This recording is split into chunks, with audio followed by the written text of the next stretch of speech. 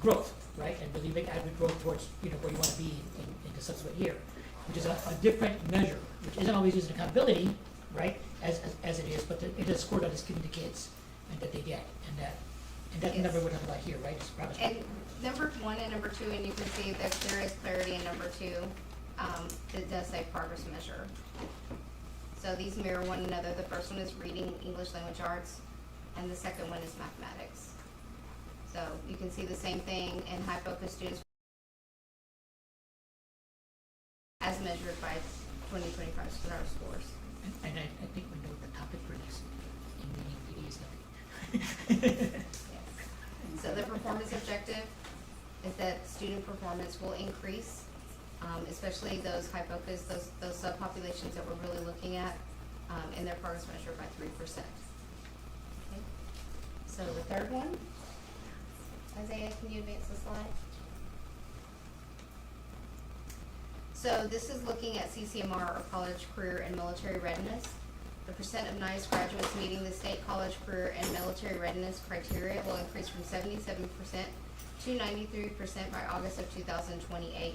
So the performance objective is that in the 24-25 school year, the percent of NYOS graduates meeting the state's college, career, and military readiness criteria will increase from 77% to 81% as determined by accountability measured by TEA. Can I just pause and ask a couple of questions?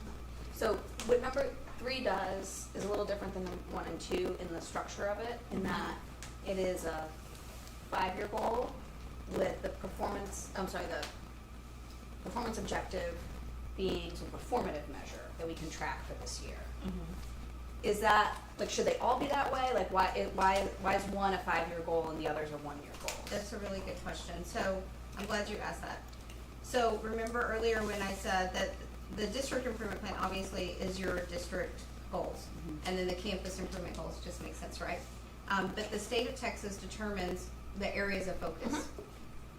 If we as NYOS are like, well, we really want to know something that's really reflective of what we need as opposed to what the state determines, our strategic plan that was created by teachers, parents, everyone, is very comprehensive. And so when you're seeing, for example, to answer your question, that third goal that really is talking about overtime and then how are we going to achieve it, everything that's in here is reflective of our student data as of today, and of course then the strategic plan.